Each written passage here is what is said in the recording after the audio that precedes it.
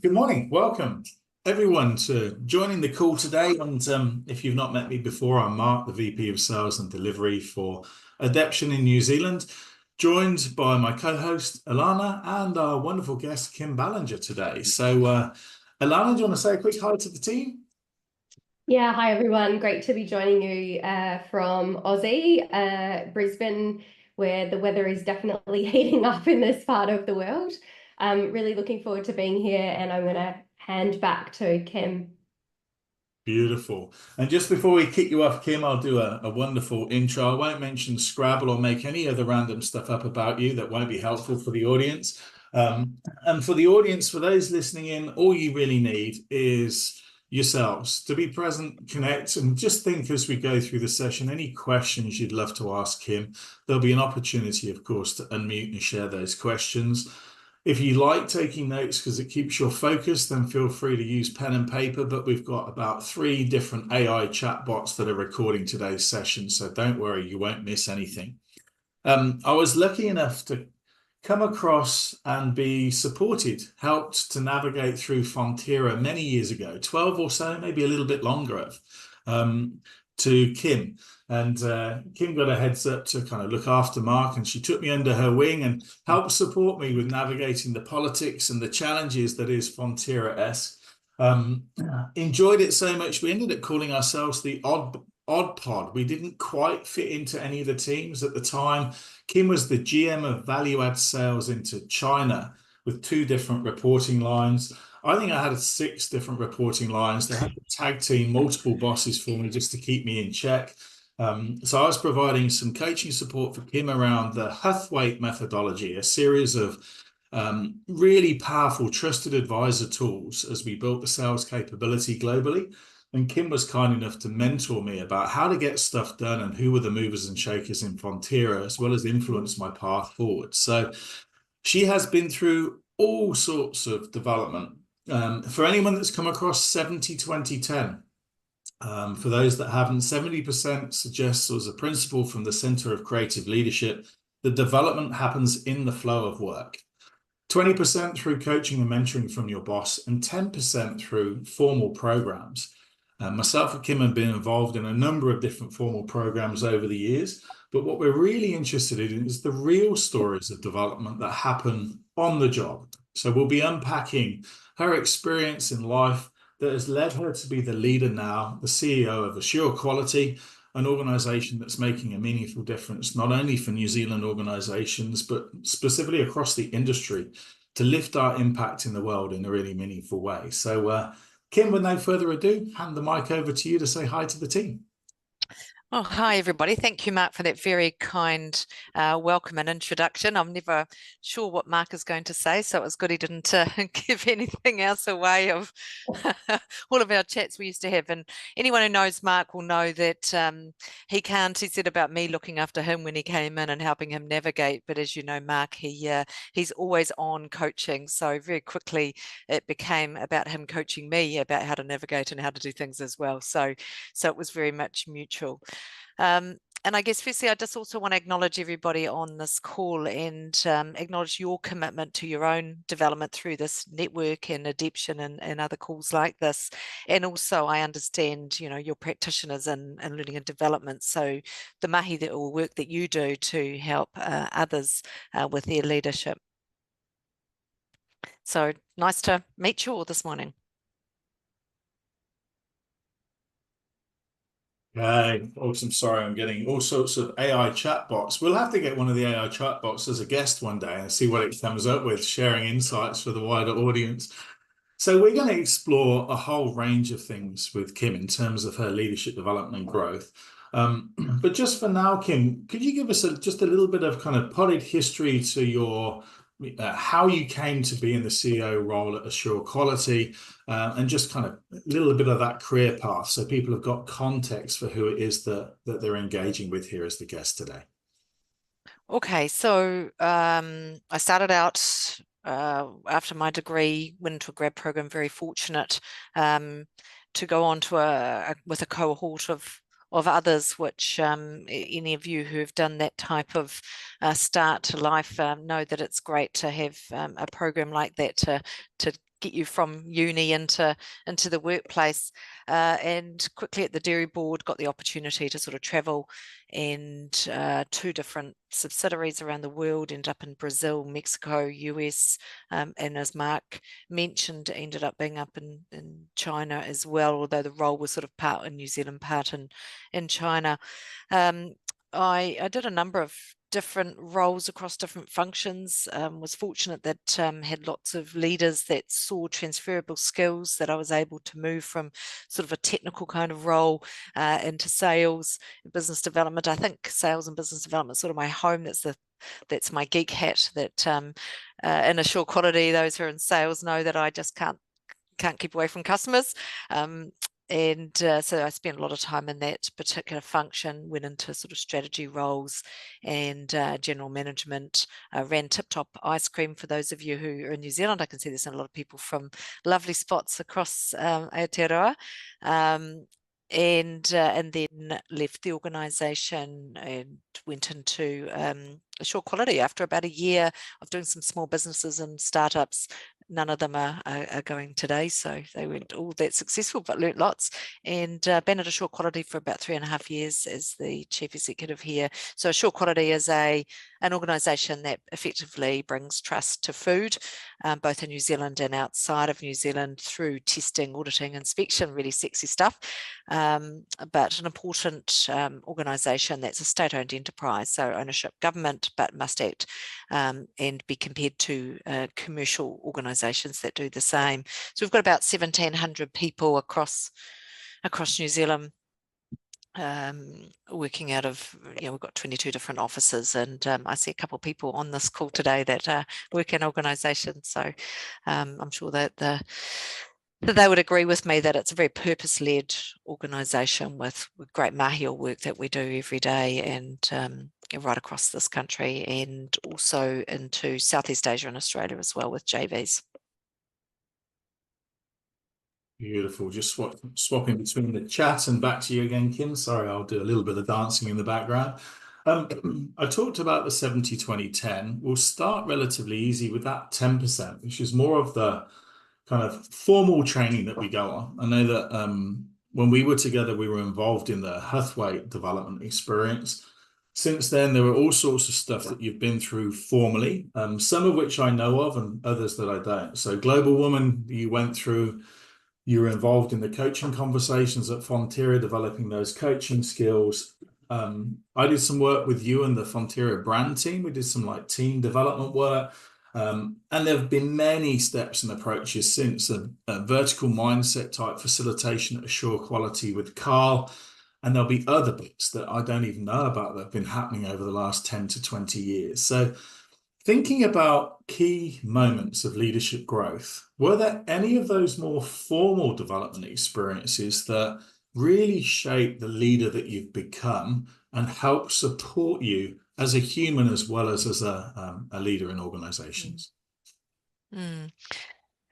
Well, I have been fortunate, as you've listed there, to have a lot of formal training or leadership development.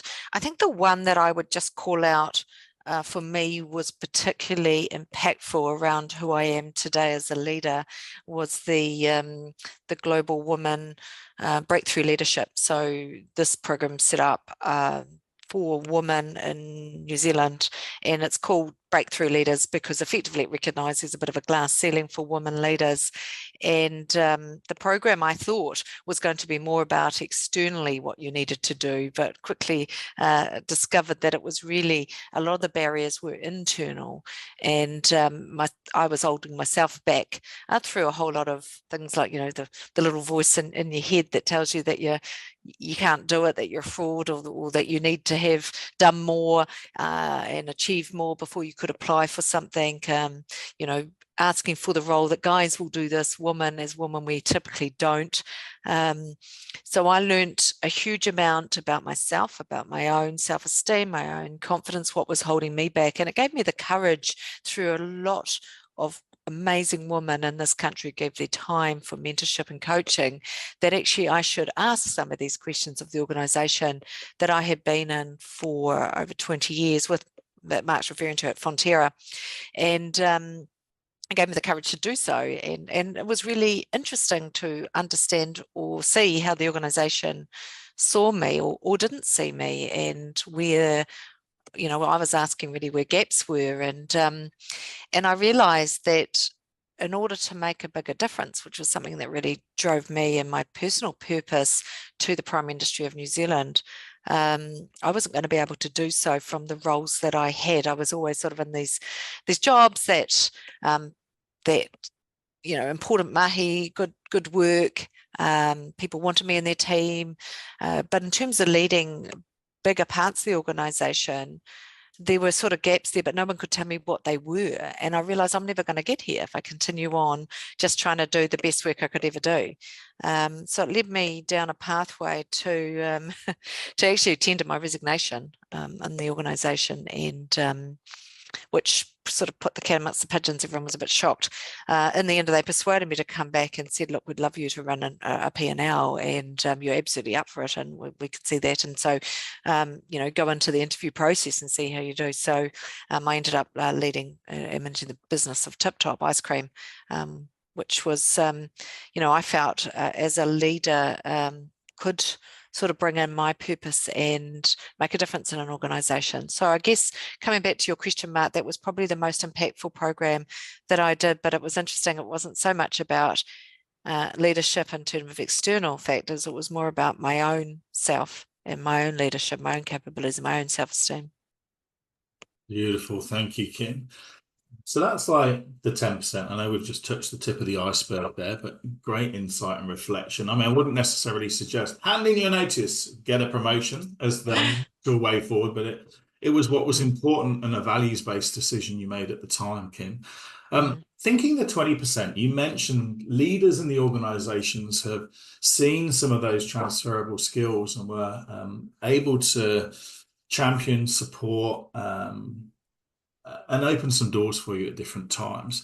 So thinking about that kind of mentorship role, both on the receiving end and how you provided it for others, what are some of those key, again, leadership growth support that you've had through mentoring of bosses or other peers that have enabled you to really carve out your niche as a leader? I think the mentorship piece is really important, and I find that the mentors that I've had throughout my time, and Mark, you've been one of those important mentors, really helps. And I still think about it today, what I learned from those mentors. I think also mentoring others, you learn so much as giving as you do receiving, and I learn every day about the people that I mentor. I do have a number of people, so it's really important. One particular mentor relationship I'll never forget was actually a boss I had in Mexico who said to me, pick somebody in the organization who doesn't necessarily have your back or think that you're great. And I was like, why would I go to them? Why don't I just pick the people that that support me? And they go, because they're always going to be supporters, but pick those people that are influential, that don't. So it was really good advice. And I found that you know, I found a very prickly individual who I was absolutely terrified of, but asked him if he would help him because he was very interested in work, where the relationship was more about the work. So I'd bring him sort of some decisions I was trying to look at with making with the job, and he ended up you know, really enjoying that. He was able to see how I think about things, and then all became a huge supporter. So that was really interesting feedback that I got around picking somebody that you wouldn't necessarily pick, who isn't necessarily a big supporter, and then winning them over. So interesting advice. I love that. And it lends itself to the 70% that we talk about, the on the job. We often refer to development happening on the edge of your comfort zone. We use the term heat zone experiences, where you're in over your head. Literally, your current capability can't solve for the complexity that's there. It's almost like sink or swim. It can feel really uncomfortable because you don't know how to fix things, and it's challenged. Often there's some public failure associated to it, the potential of public learning growth, but also in not working. So thinking back over your career, what have been some key heat zone experiences that again have shaped who you've become as a leader that we can learn from? Yeah, gosh. I think the interesting analogy you just used there, sink or swim, I like to think that these are heat zone opportunities that you can float. At least you might not be swimming, but you're not sinking. I always feel like that's not very fair for people to put them in a place where the heat zones that they're drowning.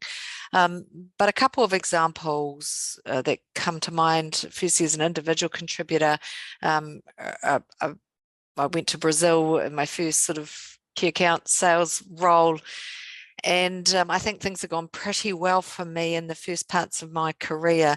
And I was in this position where I thought I had this major customer on the hook and put in, and I had to make this choice of get the product on the boat now, otherwise miss the shipment and it wouldn't be for a while.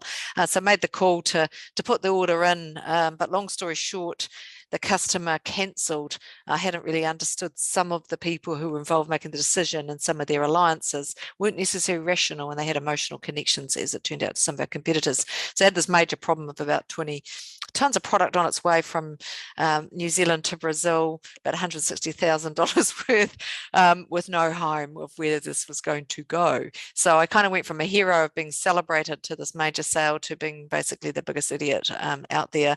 So quite visible failure in that way. So I mean, I managed to, I had to work very hard to find a way to trade my way out of that, and get it moved on at slightly lower prices to a whole lot of other customers.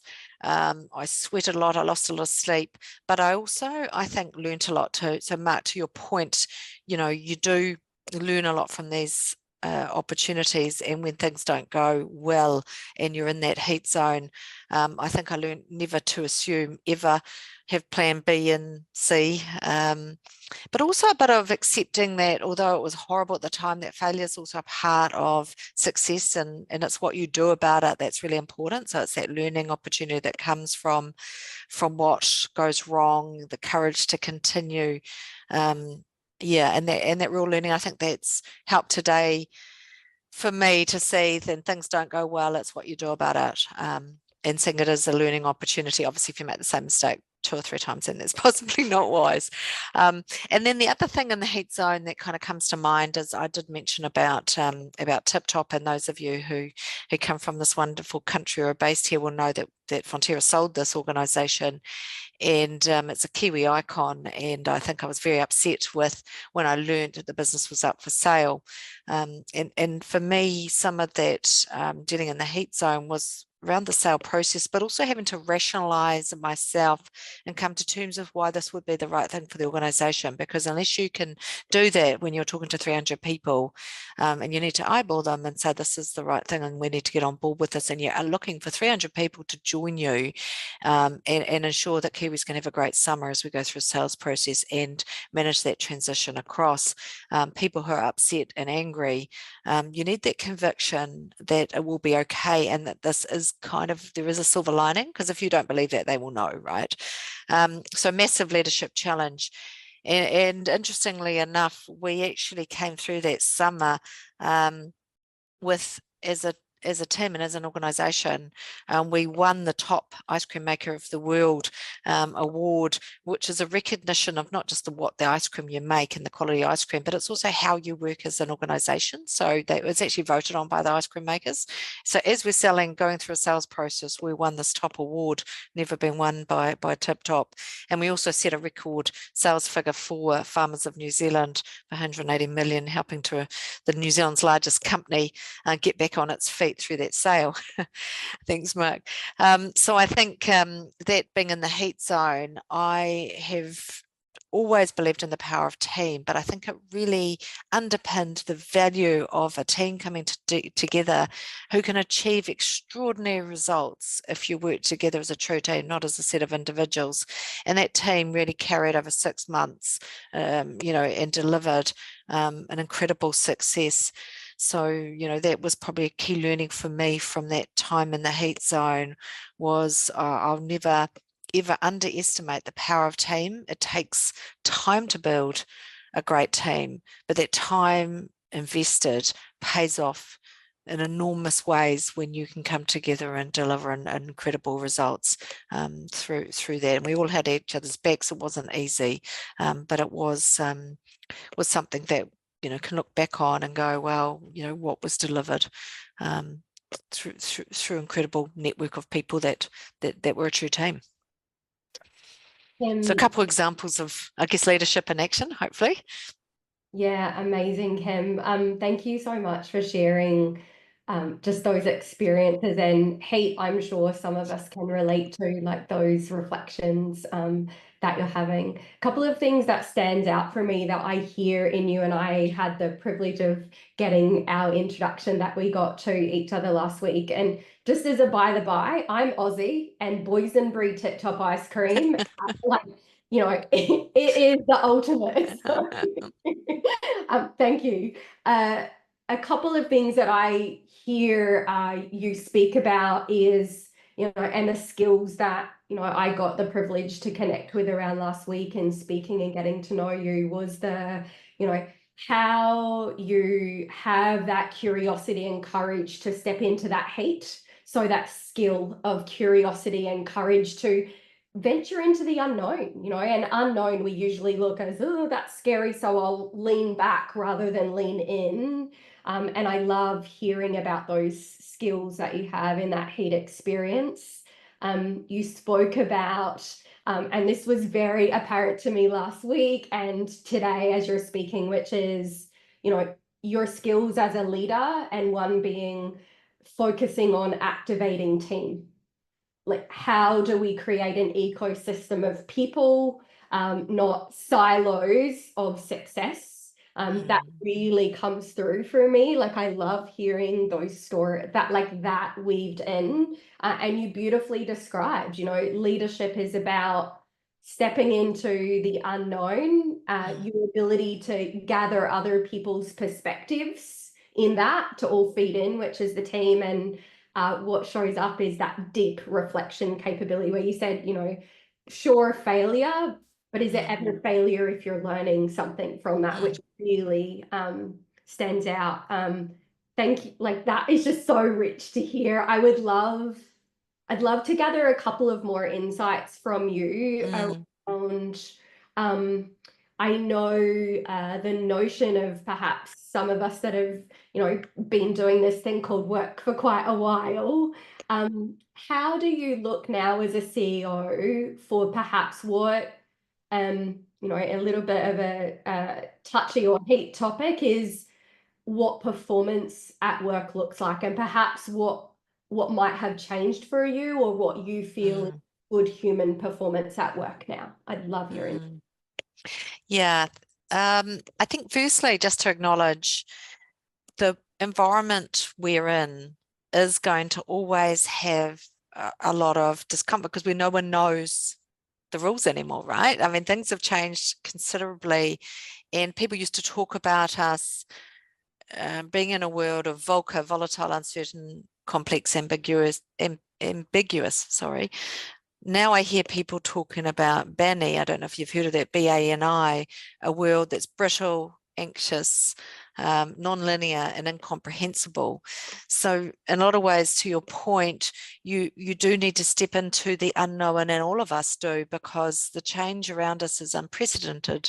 And, you know, the amount of change we're seeing, change in the last century has been 20,000 years worth versus the century before, where you had 100 years of change in a century, which is what you'd expect, right? So the rate of change and the environment we're leading in, and all of us are trying to deal with, I think, does lend itself for this need to be courageous, need to lean into the new.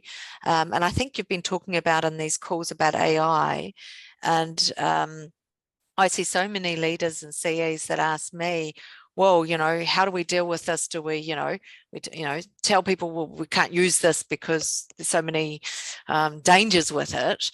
And in my mind, and I guess some of my experience that I described is that you can't, it's like saying we're not going to get involved with the internet, right? It's like, this is the new, this is the new norm. So what we need to do is adapt and move forward and be courageous and not be scared to make a few mistakes. Just try and make those mistakes smaller, so take bite-sized or small steps forward. Just make sure you're going forward, but you can't put the brakes on right now. And so I think it's really important to embrace these new technologies. And we've just gone through a whole values reset in our organisation and development, and keeping a couple of the things that are really kept us over the last 145 years strong and what's really served us well, but also adding in a new value, which is whakapakari, be bold, because really acknowledging this need to, with the changing world, to continue to adapt ourselves and really driving those behaviours of mindset and growth mindset, have been open to change and being curious to, exactly what you talked about, being so important in our organisation. And as a leader, I think this is, and for me and for other leaders, it's around leading this and not being scared to do so. But part of that is also not being scared to not get it right, because there also is no often right in today. And back, leaders there used to be a right path, right? But this world that we're dealing with, there is no right. So it's exploring, experimenting. So yeah, I think the current context sort of relates itself to that type of leadership and the need to step forward into it.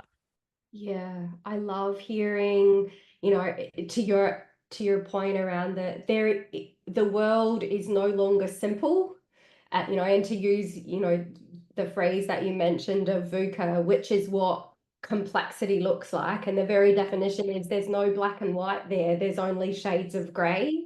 And to your point, that's what we're navigating on the daily. We're doing BANI on the daily, we're doing VUCA on the daily. And I'm wondering, if I, ask him as the human, what do you do as a leader to recharge? Because it's such a different level of fitness for the mind and physically that we need to have to show up. Like work in and of itself, it needs us to be fit. Things that you do for practices that keep you fit.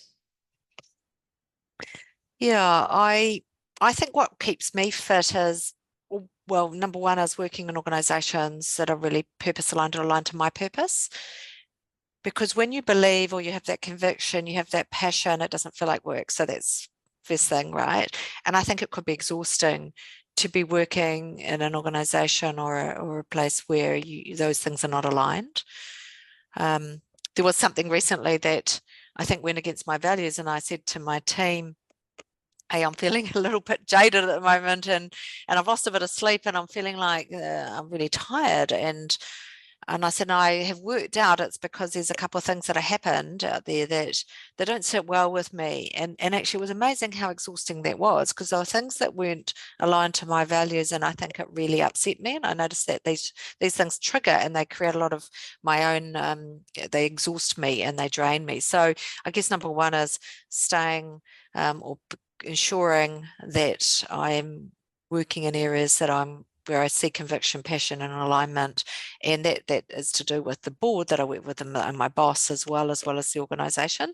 I think the other thing is just reframing. I hear a lot of people talk about being really busy, and somebody taught me once, and it's always been something that stayed with me, is don't define life as being busy. And everyone go, whoa, we're so busy. And Mark, you probably remember it at Fonterra, get out of the elevator, everyone's, how are you today? Busy. So I did change that in my mind, and that's been helpful, because what I have redefined it as being that life just looks like this now, that there's a lot of things going on, and that's just what the world is. And maybe once upon a time it didn't look like that, or it's changed from what it used to be, but the new norm is like this. So rather than define it as I'm always busy, I don't define it at all. I just do the best I can with what I have, and don't sort of think about things being hectic and busy, and I'm so busy, and defining the day like that. So it's just that this is just what it looks like. So that's been helpful. And the other thing I do is I think about the couple of things that are really going to make a difference and try and focus on those, because there's so much to do that you can never just do everything, right? I don't think anyone on this call, everyone will know that it's just a lot, there's lots to do. You just define the things you are going to do and get on to do those, and just manage it and put boundaries around work. it will take everything you give it. So I just put the boundaries on what I do and what don't do. I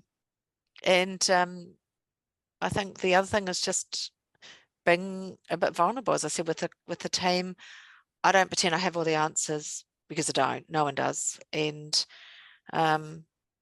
so just acknowledging that, being open, I think helps with how you're feeling about things, what you know, what you don't know. That kind of feels quite grounding, and kind of also, you know, I think a lot of leaders feel they have to put on that they know everything, and that's exhausting, because they, crikey, they won't. So I guess those are some of the things that I do to help. I think that it's incredible to hear you talking about, you know, those boundaries. And, you know, we often talk about that notion of, you know, we're busy, and we wear it as the badge of honor. So how do we escape the busy, and how do we move into the presence of setting boundaries? I loved some of the reflections that you've shared there, and they resonate so much with even the work of, you know, I'm sure many of you know Nick Petrie. If you haven't seen his latest article and insights and research that he's got, Ken, where you're talking about the notion of, you know, being aware that work can be like this, and it's almost like, what rhythm do you create, knowing that it's no longer the 9 to 5 and I'm done, but what's the cadence and the rhythm, and how do you be intentional in how you're managing that? Can I keep asking you more questions? Sure. Mark, I'm like fascinated by what Kim's sharing. It's incredible. Yeah. Keep going, man. I would really love a perspective that you can share here around, I know you touched on mentorship. We've spoken about, you know, what programs have been really inspiring for you. What's been for you recently something that you've had great success with? Oh gosh. There's a number of things. Probably what springs to mind is taking an organization of 145 years. There's people on this call who've been part of our organization or have left us or are still with us, but a beautiful organization that's built on a legacy of giants who've come through and done important work, but acknowledging the past and being able to acknowledge the work that's gone on over those times, but also reset for what we need to do, because what has served us well over 145 years might not be the right things that we need for the future. So I think it's been I'm really proud of the work we've done to acknowledge where our organizations come from and that belonging. And many of you know probably Clint Eastwood and the Belonging book, or have read some parts of that. But I think, you know, you've got to acknowledge where you've come from and your roots to also be able to move forward. So as a new CEO coming into an organization and being able to do that with my team was really important, because I think, you know, we do need to move forward into the future. And as I mentioned, the world that we're in and the change we need and the value set. But if you do that without acknowledging where you've come from and your whakapapa, then it's kind of a bit empty and people are not with you on the journey. It's like, you know, so an important part of that. So I'm quite proud of that piece of work. Obviously it's a team, not me just doing it, and I'm lucky and fortunate to work with great people like Georgina Daly and others. But that's something I'm particularly proud of, because we're an organisation that's sort of been put together with the legacy companies, and I don't know that the work has been done to really demonstrate what is AsureQulity from, you know, based on all these important organizations, and acknowledge that in order to move forward. When I was at Fonterra, it was an organization formed from many other dairy cooperatives, and I think some of the important work that I reflect on now is that was done by the chief executive at the time, who spent time looking at how do we bring everybody on to talk about Fonterra as the organisation rather than Kiwi Dairies or New Zealand Dairy Group and that, and I feel that it's an important part as is actually getting everybody together to work for one organization and seeing the one, and something you'll see probably through what I've talked about today, when you talk about team and importance of all, rowing together as one, and the strength of that. My husband's Brazilian, and seeing the Brazilians play football as individuals and never winning the World Cup, because in other countries like Germany or others beating them, because they work as a team, right? They don't have all the brilliant individuals, and I think the same applies very much to organizations. So working together as a team, the importance of acknowledging and getting everybody together, but acknowledging where they've come from as well as where you're looking to go. So that would be something I'm really proud of, and I'm very fortunate to have a board that's allowed us to take the time to do that, and not been saying, results, and you mentioned about performance earlier, and results come from the things that you do, and you've almost got to slow down to go fast. And if you don't get the building blocks right, because at the end of the day, organizations are around people, and so you have to do things in the right order, and so to make sure you're there. And all of you on this call, I'm sure, know this. But so many times organizations are driven by quarterly results or things that they feel that they don't have the time to put into doing things effectively to build those results for future. Mm. So a few different things probably in that answer. Yeah, I love it. Particularly that almost that All Blacks phrase of stepping into the legacy of the All Blacks top, is that sense of acknowledging the past, allowing people to feel celebrated for what they've achieved. Actually, that acknowledgement allows them then to step into the unknown and embrace the future. I'll share after this a really nice approach called clarity management. It's about moving from to do exactly that, acknowledge the past, but build for the future. I want to continue the focus on you for a couple before we look at teams. So one of the things that came out of Nick Petrie's research that you talked about, but it's a double-edged sword, is the importance of purpose alignment and the meaningful work. And for some people, when they over-index on that actually pulls them into more chance of burnout than less, because it matters so deeply to them. So you talked about managing boundaries and priorities. Is there anything else that has really helped you when you're doing such meaningful mahi to keep a sense of perspective, to navigate that identity alignment to your work versus the rest of your life? How do you do it? I'm going to have to read that Nick Petrie book. And I'm curious about what he says, because probably the answers are in there. I'm interested in what they say, but I think, I think you do. People often ask me, how do you get that balance and work-life balance and that energy that you've got? How do you refill that? And I guess I just make time for the other things, and I just make sure. People say, well, how do you do it all as a mum? As a wife, as and all the other important things as a daughter in your life and your own activities outside of work. And I think what I do is I make sure I have time for all those things, and then work has to fit into the other part. Whereas I notice a lot of people put work and then see if they've got time for the other bits. I'm quite deliberate about that, and because I do a bit in the community as well around volunteering at Everybody Eats. So for me, it is, I do other things and then I let work take the other bit of time. And I don't think, people say, I often hear a lot of females actually say, I don't know if I could do that sort of job because I want to do these other things, and they're really important to me. And I think, well, that's important to me, and it's also important to guys who are in leaders. Everybody wants to spend time with their family and with their own hobbies and commitments and other things, that I want life to look just like work. So everybody actually does want the same thing.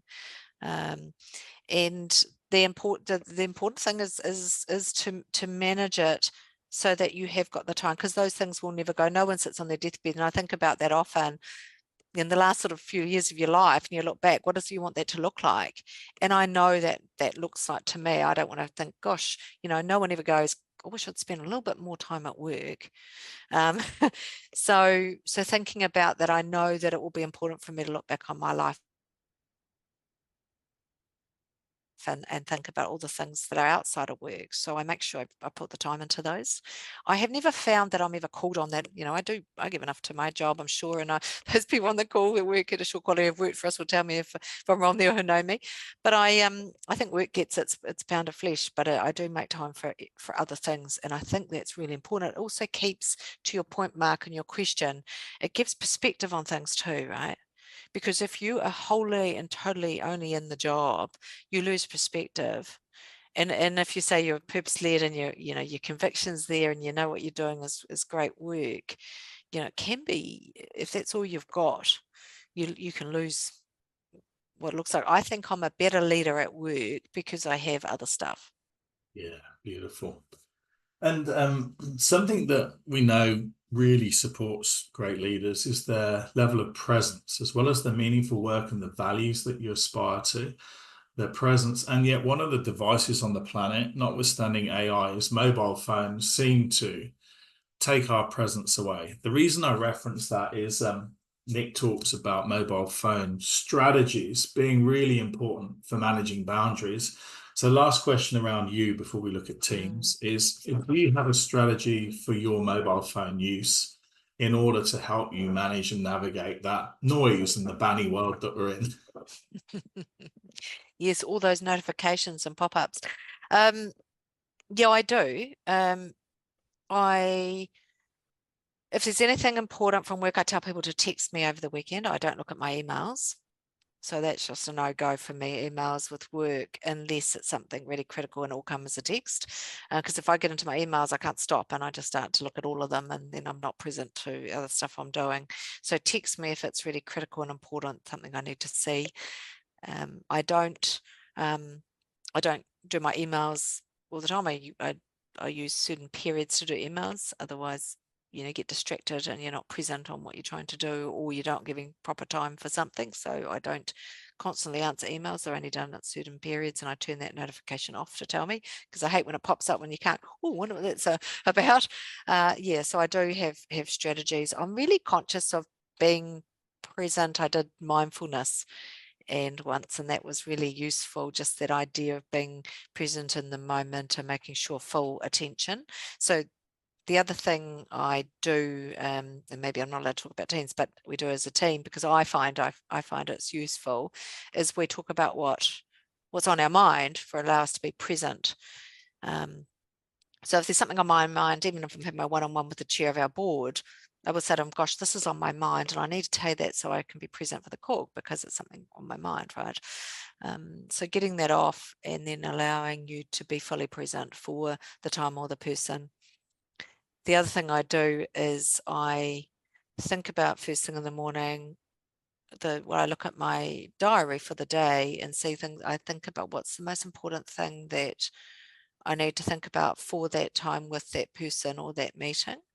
So it keeps me really grounded on what it is. So you don't kind of go because you can imagine it's a lot of back-to-back kind of meetings. And, once upon a time, I was probably that person who just went one to the other, just, and your mind's still in the other meeting, you're not in the new one, So that I find is an exercise that I learned that keeps you really in the moment of what you're in right there, because I've made the note right when my mind's fresh about what I'm in.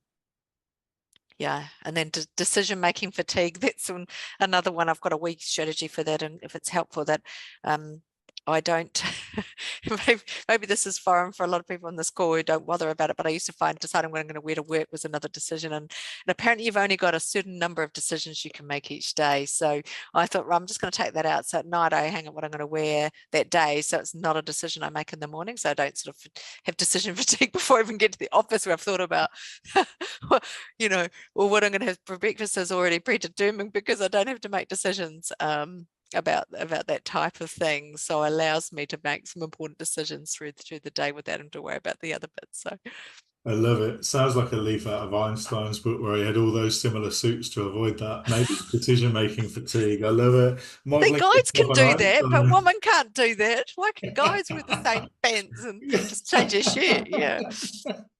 We got it easy on that one. And hey, I referenced the team thing. I know teams are really important.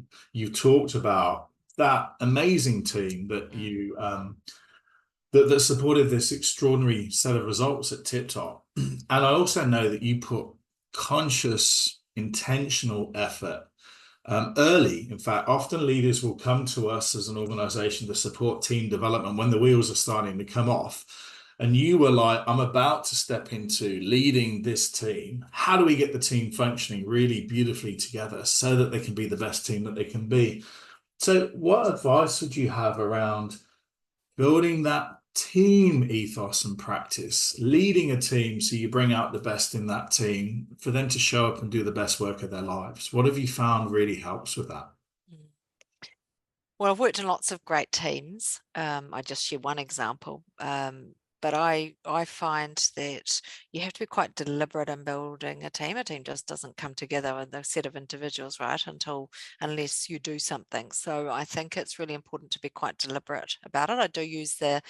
I know there's lots of great frameworks, but I do use the Lencioni triangle. I do think that really helps. And I love the fact that on the bottom and the foundation is trust. Because fundamentally, if you haven't got that underneath it, you won't get there. And I've worked in teams without it, and the absence of that, you end up with an absence of trust at the bottom. You end up with an absence of results and performance. So working on that to start with, which, where does trust come from? You've got the trust equation, which gives some really good clues, right? But knowing each other, being credible, being reliable, being about the team as opposed to yourself and egos, that denominator effect of self-orientation. So building trust, spending time together outside of work as well, creating those opportunities to really get to know each other. And there's lots of different ways that you can do so for that, but I think that's really, really important.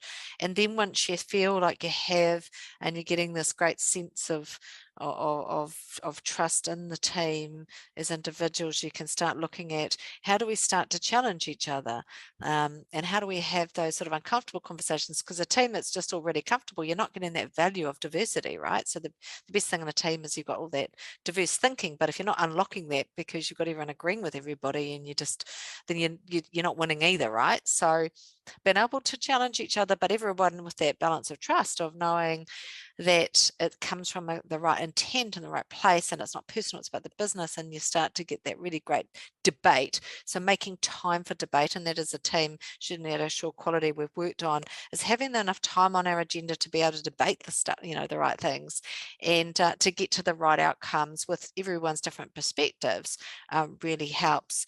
And then you find that once you've been able to do that, and everyone's feel like they've been heard, you get that commitment to the outcomes, and people are fully committed, not just this whole, I don't know, on the call with people across in different places in the States and another in Australia, whether you have this, but in New Zealand we have this thing as passive aggressive, where people kind of like, yes, I agree with you, yes, okay, where they're really not, and they go away and they don't do it because they haven't really fully committed to what you're agreeing on. We're very bad at doing that in this country, I think. So full commitment, because people have had their time, they've debated it, we've come to a conclusion, we've actually actively discussed it, and people have had the time to put their perspectives up. So people commit and fully commit. And then, you get that accountability where people are like, yes, I can be held accountable for what I'm going to deliver because I agree with it totally, and I'm fully committed to the outcomes. Even if it wasn't my idea at the beginning, how many times have I gone into a good, healthy conversation and come out with a very different outcome to what I thought we were going to have because of different perspectives I hadn't considered, because we're all different. And then at the end of it, you get results and performance because of that accountability. So for me, that team, that approach is really critical. And as I say, slowing down to go fast to get those results is quite important. And to your peril, do you try and create or try and go for those results without fully forming the team in a way that I feel is genuine, committed, and accountable based on trust. Kim, amazing insights around team, and it's so obvious about your focus and what we know is you can't over invest in this team space, right? And foundational trust makes everything else possible, is what I'm hearing from you whilst I'm watching myself nod furiously on the call today. Look, I'm conscious as we're starting to wrap up for time, and I'd love if anyone just wants to show some drop a reflection into the comments.